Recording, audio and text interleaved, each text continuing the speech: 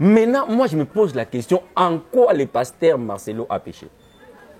Dites-moi un peu. Et si quand il pasteur Marcelo a fini Papa Wemba, a lobby...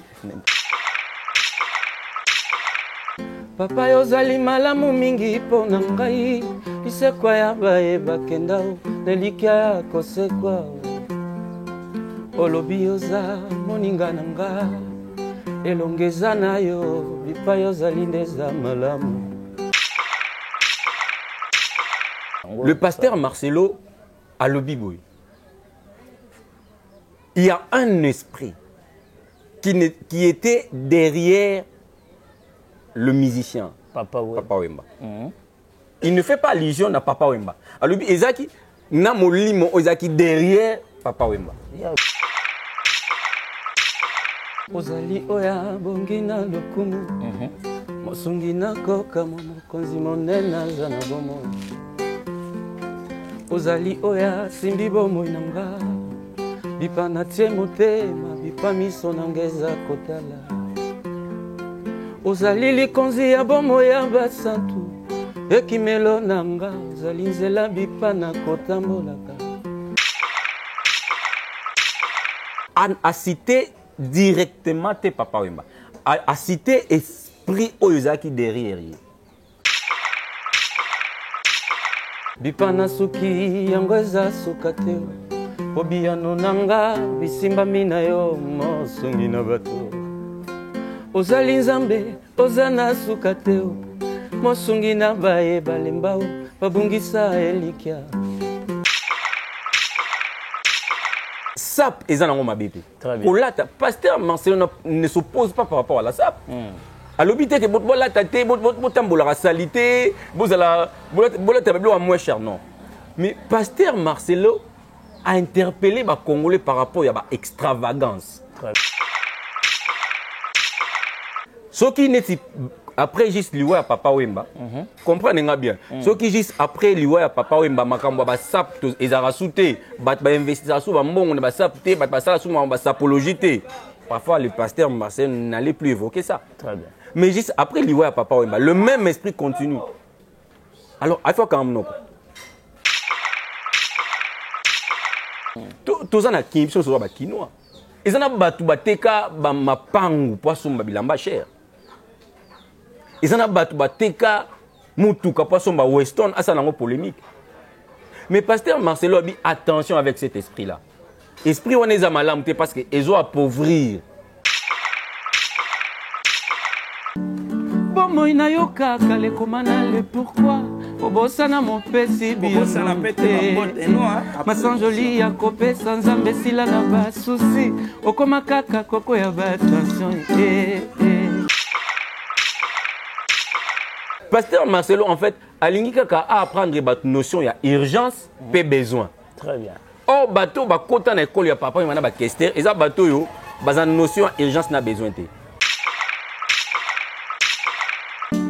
Obungisa c'est beaucoup quoi likambango ndenini oele kinzambe petelo loba kimbisi butu butu makasi ya nzoto esili elokoteo ntango mokolo mbisi akomaki apesika ketinda na petelo. Urgence et ça stabilité na vie. Très bien. Il faut na bala. Il faut na ça makambo et ça qui lobi na zala bina za stable. C'est ça l'urgence. Maintenant ce que nous posons dans notion on a été à $1,000. On l'a investir dans business, à créer activité, à créer agence na yene zomo na bosali boye, chaîne na bino YouTube ça be mission aux instruire batou. Très bien. Muto rejoint mbongo na sombi souli à $1,000 pendant que ça urgence les gens ont besoin. Papa Wemba Koufati lelo. Et ils ont bateau bazo dépenser de milliers de dollars pour acheter des habits coûtés, luxueux, pour se faire plaisir. Donc c'est le même esprit qui continue. L'homme de Dieu, esprit en Izakaka. Pourquoi ne pas avertir le peuple de Dieu pour que bazana bayi ba ko gérer ba revenir na bango pour que servir bango na makambo eza utile. Ouais, quand on a vu beau s'abonner massivement à BBC 45 na Orléans, chaîne biso na bino vraiment donc bo like bo kota kota. Na bibe beau s'abonner et belé massivement. Donc, aux auditeurs ma case. BBC 45 Orléans, chaîne Abisso Nabino, base, on est ensemble. Kitoko Kobola et Kisa, nous passons, tu te l'as pété. Donc, le Karawapi. Ah, le Karawa, na BBC 45, pas Bibi Kenge. Donc, moi, c'est mon pied salaka. Chroniqueur à Kuba Messi. Ah, ben, la blague, c'est ce faut y être. T'as besoin de Messi. Yo Jordi Alba. Est-ce que yo Busquets? Yo Suarez, yo Neymar, faut y eba, aba finga raté. Polémique exacte, yo le ba makamuna yo. Aux activités commerciales na yo benga BBC 45, to yamba yo, to couvrir hôtel na yo, to fully flat na yo. Bako c'est la makambo chambre 5 chaka za pour mettre bukana, mettre bukana. Pour les kaka raté. Bien la musicien, pour même que ba famille papa mabo ya refoute ba lembi bino. Hein? Bano ko ni ko to sur la tête bi yemba yemba. Yaro le ka, c'est pour chaka savant to yebité. Yaro le ka wa yemba. Kumisa artiste na yo, kumisa ba disque na bino, sala pib na yo, tu vois, na BBC 45 na le kakao.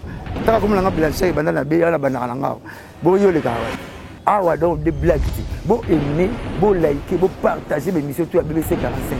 Ngana le kakao awa. Bo e ba c'est mon vidéo 45 kanga ma solo. Apa vidéo 45 toi na BBC 45. Bibi Kengi. Beka ya rayo. Donc yé pena à la tonana que invité ti paza. Oza la monga fulo mona bi. On a eu l'eau au monde. Donc, papa, c'est là où l'eau va mener, on est là. À Yesika, mais il a boulé belé. Il y a un sentinelle, le temps à quitter. Il y a Yesika, mais ingénieur. On en a pas dit, on en a bureau. Il y a Yesika, l'équipe, non, Yesika, même un kilo. C'est un calan, c'est un sika. Il y a calan, ma casa, il y a sika. Donc, BBC 45 ans, les gars, il y a les gars, pour le programme, tu as papa chéri, n'a pas pour faire des coups bas. Koboya molonga n'était pas sous baranambeto. Rosa, oya sous baranambeto regretté vino. Aux années zana. Vaut un des mots que tu connais, et un âge que tu ne connais pas. Comprendre? BBC 45 de ma solo. Deux fois. Check, jamais pareil. Soyez brutalement bénis, BBC 45. Zamba Pambola Bino. Hein? Pourquoi on a toujours ma kamutu? Francophonie, tout le monde qui tourne, on va dire, je vais passer sur la TV5, de beauté à Liwan. Salut à tous les internautes, déjà sur BBC 45 Orléans TV de moi, mon Bibi King et la patronne Aigle Jaune. Maman sans microbe, merci beaucoup le vôtre dans votre mission, toujours au plaisir. Donc nous sommes là, car en Nengetolowaki, Mikolo, il faut être Simba Bonzambe Makasi pour à la lire où vont les choses, tout comme on dirait église, comme on est na mokile, comme on est en église. Les lots solo là, vraiment l'homme de Dieu, toko partager naie, toko solo là par rapport, il y a un comportement, il y a un pasteur, il y a les lots par rapport, il y a impact, il y a église, na na nzambe importance ya église na ba vie na biso eza nini boko comprendre toko simba ba différents sujets vraiment toko solo ana l'homme de Dieu aza déjà dans nos murs. Je ne peux pas commencer cette émission sans pour autant dire un grand merci à toi Kabe Kabengele derrière les images, à tous nos abonnés fidèles vraiment partager, commenter et puis l'andarabiso na PV pour moi conseil pour na musala na biso. Donc l'invité est déjà là, si je parle le même langage avec la régie. Fongola déjà pour Tozoa, le frère Prince Kisenda, à qui nous allons parler ensemble avec lui. Bonjour frère Prince. Bonjour Ndeko. Bonne santé. Santé ça très bien, Nangolo Nzambe. Très bien. Très bien. Ouais. Ok. Nalingi d'abord, avant de comprendre, le frère Prince, Tokotana, on a bien Gaël, puis Tomeka Kosolo, par rapport à un sujet sélectionné pour tout Simba Awa na 4 émissions. Ok, merci beaucoup. Je pense que vraiment donc tu comprendre on va tu peux comprendre. OK.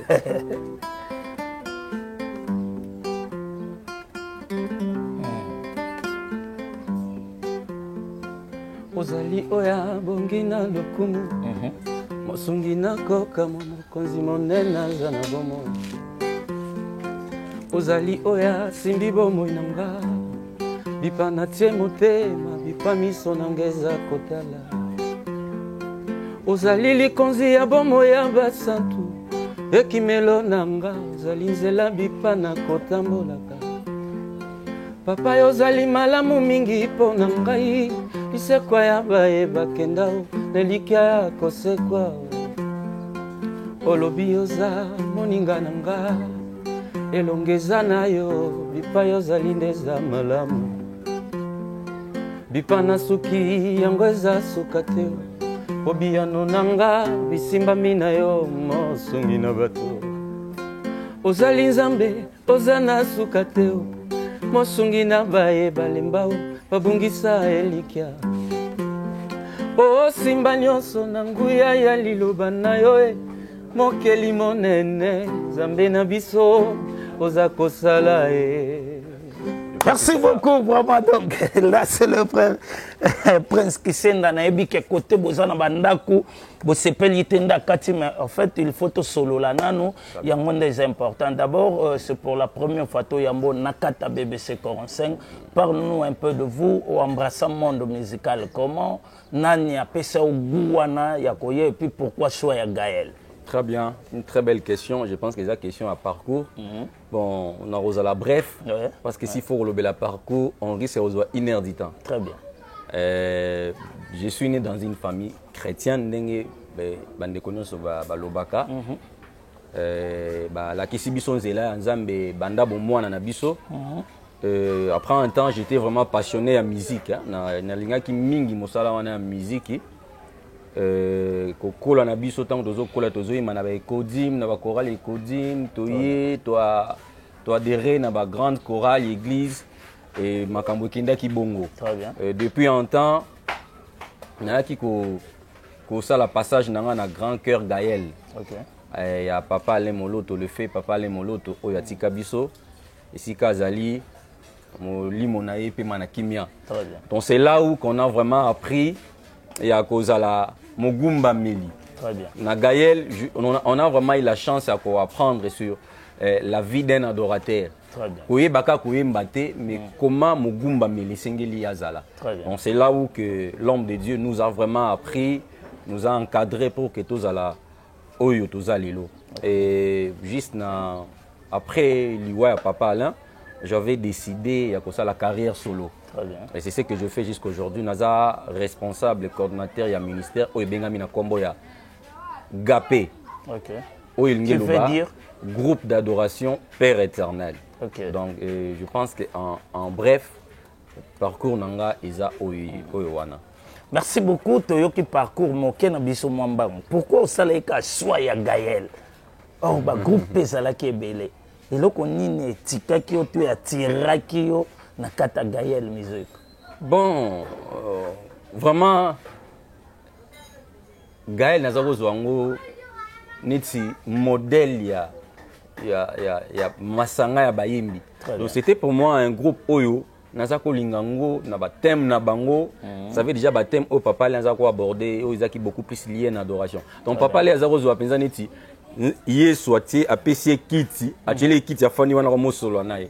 Donc c'était ça en fait les Gaël. Dimension wana ya profondeur dans l'adoration.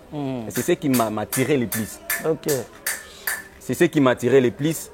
Né na ponaki nazako rêver na yemba un jour na groupe Gaël, na groupe Adoron. Ndé yango tinda kanga na kende kuna na Adoron. Très bien. Ok. Vous êtes au nombre de combien pour Gaël et Allah qui se concert au sentir pena un nombre mo babande peut que je rebino comment? Bon, en fait, Moni, lorsque Dieu donne la vision, il donne aussi la provision. OK. Tout ça qui est belé, mais Gaël est qui vraiment structuré. Très bien. Au Moni, c'est tout un ministère. Très bien. Isaki n'a pas département, Isaki n'a pas branche. OK. Netinga particulièrement tu vois qui vraiment ngoluté à kokota en équipe mobile. OK. L'équipe mobile les a qui noyau oyo, les a qui ko ça la déplacement ko représenter Gaël famille Gaël partout. Très bien. Bicho tozaki na grand cœur la grande chorale. Donc bicho tozaki na grande chorale il y a Gaël grand cœur bande quoi Gaël baibi yango. OK. Mais Gaël les a qui vraiment ministère Sina des alaki donc les a qui ba structure moins ébélé. Très bien. Merci beaucoup vraiment donc tout ce qu'on a frère Prince à les comprendre et le plus sagesse Vandiawa donc vous compreniez à travers cette émission. Tant au vrai na Gaël, est-ce que vous avez chance ya ko vrai na ba concert mususu au Gaël bêta? Oui, oui, bien sûr. Oh, biso, tout ça qui n'a grand cœur, mais il nous arrivait des fois bokeh, concert mususu aîné, bazate, bandeko équipe mobile. On avait toujours le temps, l'espace à travailler. Je travaillais déjà, on travaillait et puis on a participé à l'album mususu. Il y a Gaël, c'est Amour éternel, je participe, on a travaillé là-dessus. Donc on a travaillé, donc tout le monde travaillait dans Isika Oyazalaki. Frère Moko, ayeba déjà qu'il faut na Yambo Shabani Mbeku, alobi tunelanga frère Prince na Gaël babi 12 ezalaki makasi. Donc terme wana ebi que malgré bosambelaka, malgré to sambelaka, mais ba terme wana ko échapper bisoté. Expliquez non 12 pezalay na compte à Gaël. Non. Nous prenons Simba micro bomo na pe équipe mobile moko ebisoté zonga na sekuna. Non. En fait na Gaël mon neno baki na débit. Gaël ezalisanga ya ba ezalaki ti lelo ezalisanga ya bana na Nzambe. Très bien. C'est pas je ne dis pas ici que tout le monde na Gaël azaki parfait, non. Okay. Mais Gaël vit la formation que nous avons reçue auprès de Papa Alain Molote. Très bien. On était des adorateurs de l'Éternel. 12 ezalaki te. Très bien. Sauf que na Gaël ezalaki likambo ya mérite. OK. Otobenga na français la méritocratie. Donc, il faut mériter. OK. Bakota liboso te oyemba pendant que tu n'es pas en mesure de bien chanter. Nous sommes la première galère, il faut mériter. Pasteur Atoms et Bakotaki, ils ont mérité. OK. Papa Blaise Mikanda, mérité qui. Dans la Gaël, il faut mériter. Moi, je me souviens encore, on a grand cœur, dans chaque concert, tous qui nango, vie nombre haut, tous qui nango, ils ont aussi un test pour avoir accès à la sélectionner dans le concert. À l'époque, avec le prof Robert Oza qui vraiment les directeurs artistiques. Okay. Donc on nous faisait des tests. Mon dimanche n'est pas loin boye. Vous avez un concert na Venise. Au sali sabino test parce que moi aucun bino tout ça qui est belé na grand cœur. So vous sangisi na équipe mobile vous êtes en nombre moko amnene. OK. Donc il faut test. Test on a ceux qui ont bien, aux mérité, sans parti pris, sans favoritisme. Très bien. Aux eu accès au Kende. De même dans le studio. OK. Donc vous allez sélectionner ça, vous allez passer dans le test, vous allez salima. Ceux qui ont bien, on te sélectionne pour un projet quelconque. Moi je pense que les gens qui ont 12 T.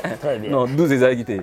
Merci beaucoup 12 de Gaël les a quittés Shabani Mbeko Zui et Yano Namotuna Nayo Tozoko Bana frère Prince tango bosali betina Gaël bozui temps ya moi quelques concerts d'abord tango yokaki en absence à papa Moloto nana bande ko gérer ko kambabino na kata groupe. Bon Gaël les a structurés j'espère. Après papa Alain Moloto actuellement le coordonnateur il y a Gaël c'est le pasteur Atoms. Le pasteur Atoms Mbouma oyini mutu aza Tililou coordonnateur, il y a le ministère Gaël ministry. Très bien. Donc c'est lui le coordonnateur, bien que Bisso, tout ça sous na Gaël Témé, tout ça na famille Gaël. Très bien. Parce que Gaël n'a le même fois reste une famille. Batnet va papa Franck. Ça sous partie vraiment intégrante, il y a Gaël Témé. Batikala famille Gaël. Très bien. Donc Gaël vraiment tout la famille, même si on peut chacun peut emprunter son chemin, mais nous restons une famille. Liwa papa Moloto, écoute qui on a Gaël to et si Longwa qui Gaël. Non, ngai na Longwe Gaël juste après la mort de papa Alain Moloto. OK. Bon Géraki Sangoana comment? C'était dur, c'était horrible, je dirais même ça. C'était très horrible. OK. Le fait papa Alain Moloto. OK. Et ça, moi, je pense que Moutou a informant, c'était le frère Glody Delo. Il était là dans Gaël Ministry. Très bien. C'est lui qui m'avait appelé pour m'apprendre que papa Alain ne plie. OK. N'allez là comme pas possible. Parce qu'on était trop attachés à notre mentor. Donc, papa Alain a zéro PCC. De ce que papa Alain, c'est impossible aux Anamawa. Très bien. C'est impossible parce que c'est quelqu'un un leader qui est rassuré. Un leader qui est rassuré et puis qui... Il n'était pas dur envers vous. Non, pas dur. Sauf que le problème à papa là, Zalaka vrai, Zalaka sérieux dans Nzambe, zala mogumba melia solo. Très bien. Donc c'était ça en fait le problème avec papa là. Ok. Zala sérieux dans Nzambe. Ozwa olingama mingi pana. Très bien. Ouais. Merci beaucoup. Vraiment, on a qui parenthèse, tu as comprendre sur sa provenance et puis tu as makambo nano où ils ont ça la actualité na kata ba réseaux sociaux par rapport à comportement ya basali na nzambe ya lelo. Étant chrétien serviteur de Dieu, aux juger le comportement ya basali na nzambe ya lelo comment s'il faut faire une analyse par rapport à ça au Lobani. Bon, je le dis souvent, les temps de la fin, il y a une réalité. Très bien. Les temps de la fin, il y a une réalité ébélée. Oyo biso tozo mona pe tozo déplorer. Très bien. Mais sauf que j'aimerais que les Congolais, que internautes au Barolanda biso comprennent que il y a de faux, mais il y a aussi de vrais. Le mal les lois isake bazo tia batunyo son nzungu moko. Très bien. Ouais. Il faut faire la part des choses. Ok. Nous parcourons les temps de la fin. Ma Bible dit que mabe koko mebele. Ba faux prophètes barobima. Ba faux pasteurs barobima. Ok. Mais il y aura toujours des ceux qui vont garder intimité bato barozaka na Nzambe. Très bien. Ozomona eza ba na loba men fa ba illusion oyo prophète Élie a salara na époque na ye. Attends roi Akab. Ok. Alobi je reste le seul prophète oyo yazo adorer Nzambe pour le moment. Nzambe ici non attention, il y a encore 7000 au baya caché. Oh ya bien. Donc c'est pour dire que ba faux bazali mais ba vrai existe. Très bien. Donc on doit faire cette différence là. On doit établir cette différence. Rakolobake, il y a mabe oba osela Nzambe na lokuta bazali, mais il y a malamu obatikali na droit chemin bazali. Ok. On doit se mettre d'accord là-dessus. Très bien. Mais sinon, Bissot peut aussi constater. Il y a des pasteurs qui ne vivent pas en intimité avec les seigneurs. Très bien. Il y a des pasteurs qui sont dans la magie, dans l'occultisme. On ne peut pas se voiler la face. Okay. Ça, ce sont des faits réels. Ok. Bazali oyo, bazo tanga kombo ya Yesu, mais basangi sina makambo mususu. Mais cela ne peut pas nous dégoûter. Ok. Pourquoi? Parce qu'on sait qu'il y a de vrai. Le vrai existe. Ok. C'est ce que je peux dire. En fait, question moko linga ozongela ngana moto. Est-ce que tout le monde au serveur Nzambe azana pouvoir ya ko prophétiser le pona bato? Bon, je ne vais pas vraiment dans ma ministère prophétique ainsi de suite. Mais s'il faut parler de la prophétie comme un don spirituel, Ouais. moi dans Nzambe nyonso oya ndimeli Yesu oya tondisami na molimo mo centre. Ouais.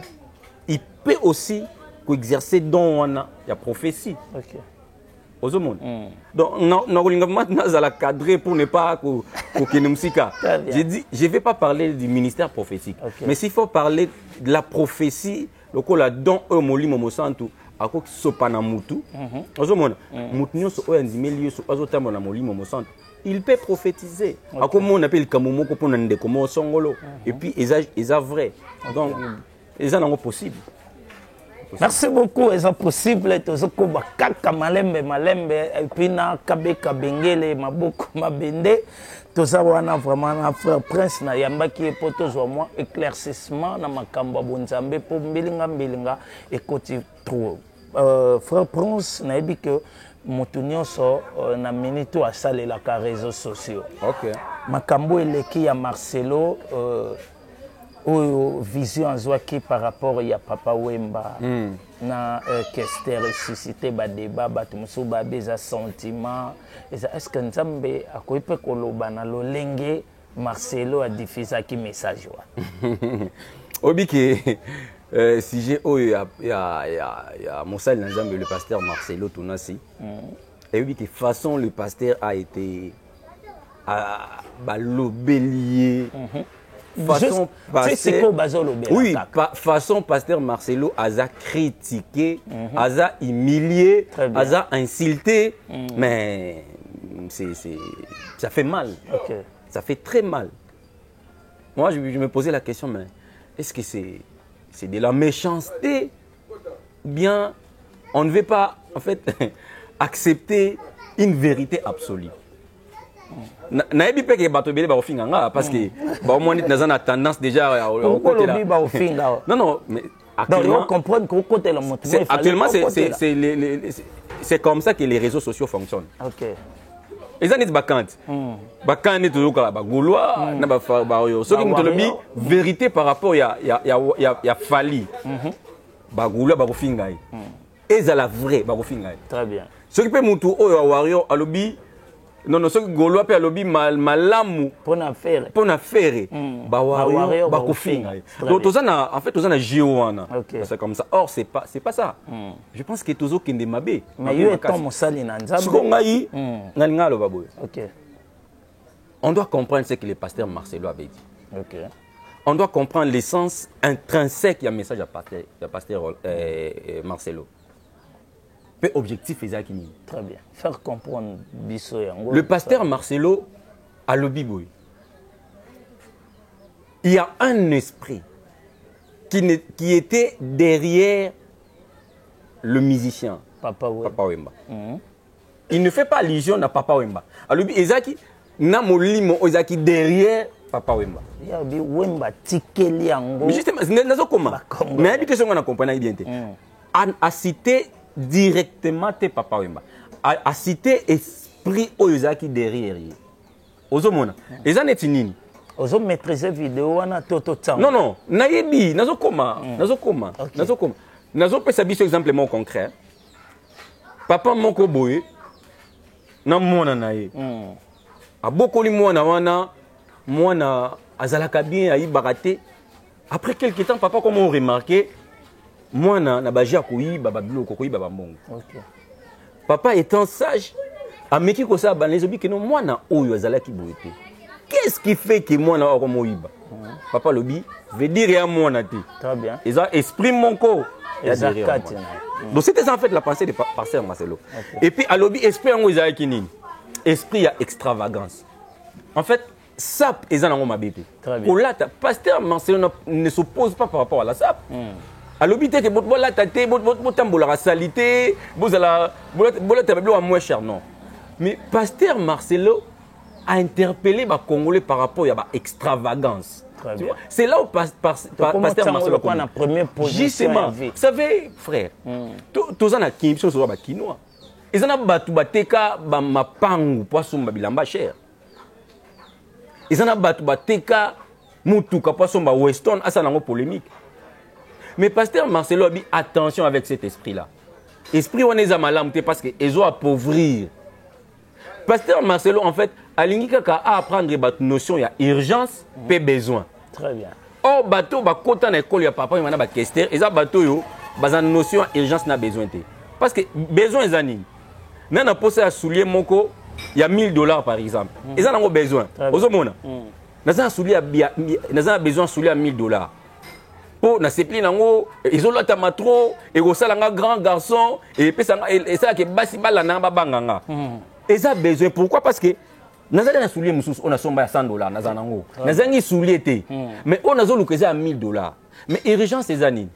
Urgence eza stabilité na vie. Très bien. Il faut na bala. Il faut na ça makambo et osala ke lobina za bina za stable. C'est ça l'urgence. Maintenant ce que nous donnons une notion on a té a reçoit $1000. On l'a investir dans le business, à créer activité, à créer agence na yene zomo na bosali boye, chaîne na bino YouTube osa be mission aux instruire batou. Très bien. Muto reçoit mbongo na sombi souli à $1000 pendant que ça urgence les ont besoin. À quoi so mango ou pas à vos années bien na vie. Donc eza makambo pasteur Marcelo azo évoqué. Maintenant moi je me pose la question en quoi le pasteur Marcelo a péché? Dites-moi un peu. Et si quand il pasteur Marcelo a fini Papa Wemba, a lobby, n'importe quoi. Non. Parce que ba interprétant les choses mabe par rapport que batouana ba koufa déjà. Tant ba là qui vivant pourquoi pas nzamba révéler qui a la qui sait que esprit wana pour peut-être boluka bo longo l'esprit wana tout près na bango tant ba kufindo ko zo révélation donc c'est comme si respect ya ba mort exalté et pas ya pasteur Marcelo amoni ndeko nzambe on doit comprendre ndenge nzambe tambola nzambe tambola ne mona bisote Dieu parle à son temps nzambe aloba na ngonga na ye très bien nzambe alobaka soki amoni ke effet wana ezo persister très bien soki neti après juste liwa ya papa Wemba comprenez nga bien soki juste après liwa ya papa Wemba makambo ba sap to ezara souté ba investisseur so ba mbongo na ba sap te ba sala so ba sapologie te parfois le pasteur Marcel n'allait plus évoquer ça très bien mais juste après liwa ya papa Wemba le même esprit continue alors il faut quand même parce que banda papa Wemba kufati lelo et ils ont bateau bazo dépenser de milliers de dollars pour acheter des habits coûteux luxueux pour se faire plaisir. Donc c'est le même esprit qui continue. L'homme de Dieu, amon que esprit yango izakaka. Pourquoi ne pas avertir le peuple de Dieu pour que bazana bayi ba ko gérer ba revenir na bango pour que servir bango na makambo eza utile. Mais aboyité batu balata bien. Dia congolais to lata bien. Tana ndenge papa journaliste à la tibo. Donc de là bien automatiquement tout là déjà bien. Donc on doit comprendre juste ça. Merci beaucoup, vraiment bien dit. Donc, n'invitez moi conseil pour pesa na bandeko ba comprendre to ba interpréter qui message ya Marcelo Bienté. Moi conseil mon quoi mukie auprès à bango que ça la bien. Donc moi je pense que conseil na pesa bandeko nyonso. Toti kaka vous êtes trop émotionnel. OK. Ces derniers temps nous Congolais tous agir ming na ba émotion. Tous vraiment na ba émotion. Tous perdre raison. C'est pas important. Chaque fois que so yoki eloko moko ya mutu o ya lobby avant de mettre un avis nazo conseil biso il faut vraiment bien analyser la pensée ya mutu soit l'esprit qui est derrière message wana. On risque de retomber dans ba préjugés, dans ba calomnie et loko o ezo sunga mboka na biso te. Donc c'est un peu ça. OK. Merci beaucoup vraiment donc le frère est là naibisa ki bino bo comprendre mais bakiselanga iso ata 5 to 10 minutes wana to solo anae vraiment to ki masimangonga ya kolobeza to le mebele mais faute de temps to rozala obligé ya kolobani osote to solo la moi muke papa moloto akenda nayebi ke côté ya Marcelo bozi vraiment ba éclaircissement ce qui peut bozana oya koloba mituna ezali bokoma tozonga pona koyamba ye donc eza première fois mais eza dernière fois te frère Prince papa moloto akenda mais tomonaka neti bato ya mokili ba mission profane ba kana jour tant moko ba célébrera pona papa Wemba ba mission questeur. Mais pour papa Molote, c'est comme si boutique eloko yango kaka boye. Bolobi azaki cher pour nabino. Mais bolakisa yango te na misala na ebite ezaka nini boyokani te cohésion unité ezoboma po bosala eloko mwa ba du genre wana. Obi apparemment autre ba question oyo nyonso batu ba congolais ba mituna. Ni tuzarana bango mtotinda bango batuna mwamba. Bon, en fait, Gaël, c'est un grand ministère. Très bien. Oyo, Ekotikala Kolikate. Ezali, ça fonctionne. Nous faisons bien à Gaël. C'est vrai que Batou, Moussala à Batou, il y a toujours des imperfections. Mais dans l'ensemble, c'est bien. Le ministère continue à exister. Pour commémorer l'Iwa papa, je pense qu'il a à faire les 2 août. Les 2 août, ils ont date anniversaire à décès. Je pense que la structure, tout ça là. Moi particulièrement, on a initié un projet qu'on a ça chaque les 2 août. On a un projet qu'on a une pensée pour papa le Moloto. On a un studio, on a bimisi mbongo, on a côté studio, on a sali acoustique. On a actualisé la quantique ya papa Alain Oyabeta. Nous sommes beaucoup de chaîne à YouTube, Prince qui est officiel. Bon, on a un projet, on a chaque les 2 août na bimisa rango. Mais anniversaire, commémoration en naissance ya Yesunde Oyo. Biso basan tout ça là. Papa Alain Moloto. c'était un serviteur de Dieu, un prophète de l'Éternel. Akenda ndenge ba Eli ba kenda. Très bien. Akenda ndenge ba Pierre ba kenda. Je ne crois pas qu'il faut organiser activité moko pour na ya liwa na ye ndemo ils extraordinaire. Non non. C'était un messager de l'Éternel. Ayaki na moment na ye apesi message na ye et son travail, sa mission, ils a pénétré les lots na l'église du Christ, l'église corps du Christ. Je pense que akokisa ki mission na ye. Musala etikali na biso bana oya formaki. Très bien. J'avais aimé concept moko pasteur Atom Sastala ya Gaëlisé. Donc la succession Élie Akenda il y a Élisée. On ne doit pas toujours s'attarder na Élie. C'est pas qu'on oublie ce que Élie était ou bien ce qu'Élie avait fait, mais on s'est dit Élie nous a légué Makamboyo et Sengelaki. Élie nous a légué l'onction. Pourquoi pas se servir de cette onction pour gagner, conquérir côté Oyo parfois Élie a Kenda quitté. On doit rester dans la logique wana. Sinon tu vas nous avoir le papa Alain, ti yesozo on le papa Alain. On l'aime beaucoup, on l'aimait. Asali Moussa Naé a formé Bisso. Et je me souviens de son vivant. Azarib Sabiso, soyez les dispensateurs de grâce. Et nous avons Oyozi, Kabola Yangona Batumusus. Et c'est ce que nous faisons. Gaël et Eza ministère Yamounene. Oyo boti bana so ke na poto Gaël Ezali. So ke na Brazzaville mona mwana Gaël Azali. Donc tozali, c'est question parfois tozali sous ini to sanganaka régulièrement biso nyonso bato basali ba mitu ya Gaël pour que tu puisses aller sous bon mon wana. OK. Ouais. Merci beaucoup vraiment donc et solo nezo sala vraiment sentiment nabi ka internaute maman Bibi Kenge la patronne Fabio Lima Joker Karta Suka bozolanda vraiment le frère Prince qui senda nenga zo solo là vraiment donc et ça la bien alinga ka et trop na so akane déjà na coulisses les lobozuye beaucoup mesana et toza de temps en temps seulement problème intervention mon groupe ya bonzambe zo senga mana urgence to ya mbangu et pas na epoto za to solo la paix na carrière solo na moko na quelques minutes agapé tango zui vision d'abord le beat ya agapé za nini beat ya agapé on lo baki ne bandeli ko témoigner Yesu ko panza sango malamu ya Yesu na nzela loyembo avec des motivations oza liées na notre amour pour le Seigneur. Notre amour pour le Seigneur. To yemba ye to tombola ye to pesa ye sika na ye bato ya mokili bipai na bipai ba yeba ye pe na nzela baloyembo na biso. Donc je pense que objectif na biso yango wana oyo tozo poursuivre et surtout naza mona ya Gaël naza mona ya Lemoloto. Très bien. Na rosa sous na ba objectif mususu caché te. Très bien. Donc c'est ça on fait ça. Toujours ça la musala nzambe, bien que c'est pas facile, mais nous espérons que par la grâce de Dieu, Dieu va finir par nous faire du bien. Toujours travailler. C'est pas facile. Quelles sont les difficultés aux autres rencontrées pour nous pour ce projet et agaper l'icolo?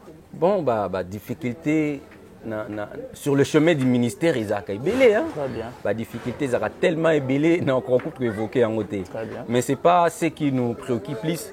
Aux préoccupés biso mingi to komana suka parce que nous croyons que papa le azaro lobami main fois na banzembo ki mosala oyo bandi au komisango tina suka. Donc nous croyons que malgré les difficultés nous arriverons jusqu'au bout la mission 11 amba pesi biso ozana bandeko zo est vrai na bango. Oui j'ai un groupe dans un ministère dans un groupe d'autres travailler en termes de réalisation. On a déjà des albums na carrière na biso au sali na compte agapé on a tout ça na compte agapé et j'invite les gens à découvrir banzimbo na biso car na page na chaîne na biso vous allez vraiment édifier donc ce que qui ba cantique na biso nyonso o yo kaka neti c'est les Gaël en fait écriture ya Gaël parce que tu hérité en très bien donc tout ça dans des réalisations il y a album na biso des albums sur le marché et sans compter projet mususu single tout ça là ça la nenza bakamba biso. OK. Merci beaucoup comment vraiment na suka émission na biso je sais pas ce que zaki na likambo il fallait o lobami et tout nami na kate émission na biso te c'est le moment où peut lancer message moko peut-être oyo ezalaka na kati no to ozelelaki yango elobama na émission elobami te? Bon, en fait, na moni le côté, sauf que na sepeli, na sepeli na ndenge boyambi ngai, et là parfois na ko informer ba bandeko ba kolanda biso, ba s'abonner na ba chaîne na biso ya YouTube. Ah, vous êtes déjà dans la chaîne, non? Oui, tout ça. Vous avez diffusé vous fait déjà ba clip. Ba clip ezali actuellement na za na ba projet mi balé oza. Ils ont la chaîne à Bisso. Une pensée pour Papa Alain, deuxième édition. Pena Cantique, tout ça là. On a fait extrait nango. Non, on a aussi les sanango. Ok. On a vraiment raté. Mais tant que une pensée pour Papa Alain, deuxième édition. Tant que vous on a fourni, nous avons soutien. Il y a bande quoi Gaël ou Bozala qui na bango, ba ene na bino. O lobi équipe mobile, aux rappels au contact rapé bande ko pona roluka kozwa botamaye sur idée na yo vision na yo pona Papa Alain Molo. Bon, je pense que bande ko ebele ya Gaël bayebi mais né ba ki na débit oyebi que je ne fais plus partie ya Gaël actuellement non. C'est pas facile parfois à associer Gaël Oisa coordonné par le pasteur Atram dans un projet Oisa caractère personnel. Okay. Une façon pour moi de pérenniser Moussala à Papa Alain, mission à Papa Alain, Banzembo Naye. Très bien. C'est aussi une façon pour moi de manifester reconnaissance. Je le fais avec mes propres frères. Très bien.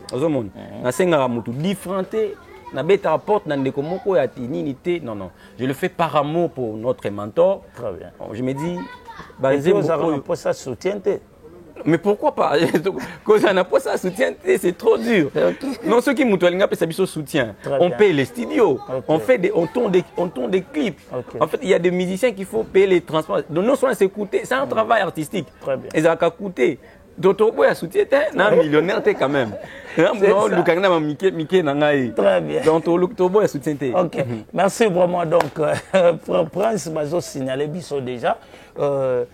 Moi, personne au numéro na onga na sali ba dédicace na nga poto aussi sanayo toyo kaliso le savoir de l'artiste et ça la bien na bandeko nyonso mosali na nzamba zawana zo pesa numéro contribution na po na œuvre nzambe ko za la bénédiction po na yo donc toyo ba ko saisir opportunité ou la bénédiction ce ko contribuer na deuxième édition oyo bazo préparé et que ça là vraiment bien puis que ça la troisième édition pardon donc que ça là bien puis te rendre toujours honneur na Nzambe o akela biso donc c'est ça numéro de contact na bato nyonso bakozala toucher ndeti ba maman Bibi Kenge maman moko boya alingaka Nzambe alingaka makambo ya Nzambe soko solo lia ko sala nga bien makasi et puis ba Fabio Lima.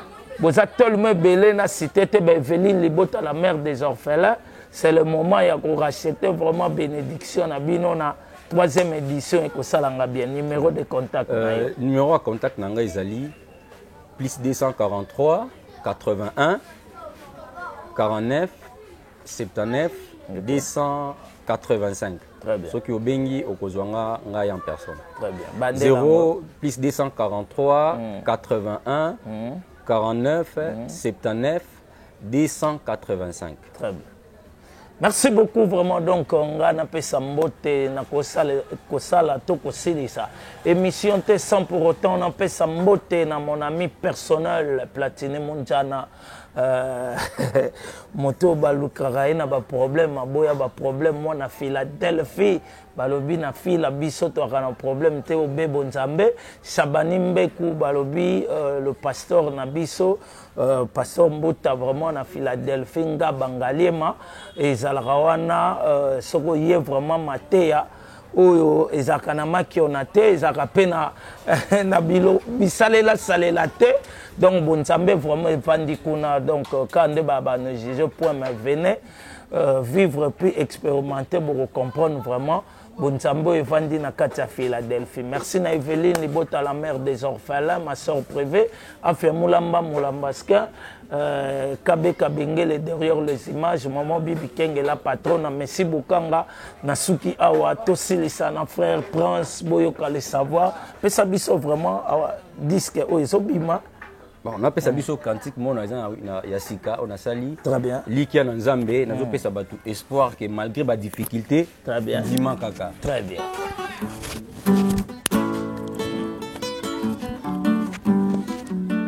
Yoko mogumba meli na Nzambe, melelo obungisa identité na yo. Bomo ina yo kaka le komana le pourquoi. Obosana mon pesi Obosana pete mambote noa. Masanjoli ya kopesa Nzambe sila na ba souci. Okoma kaka koko ya ba attention Esembo bagumba meli esi obungisa. Okoma kaka loboko na kita.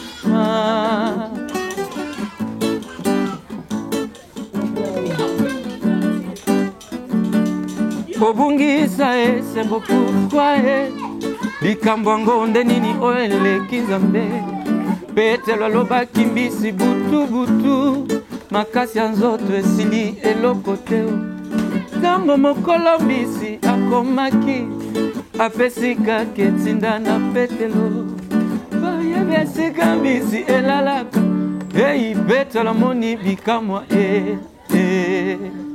ndima mpo mona bikamwa. Merci beaucoup. Na pesi mbote na bana Nzambe nyonso.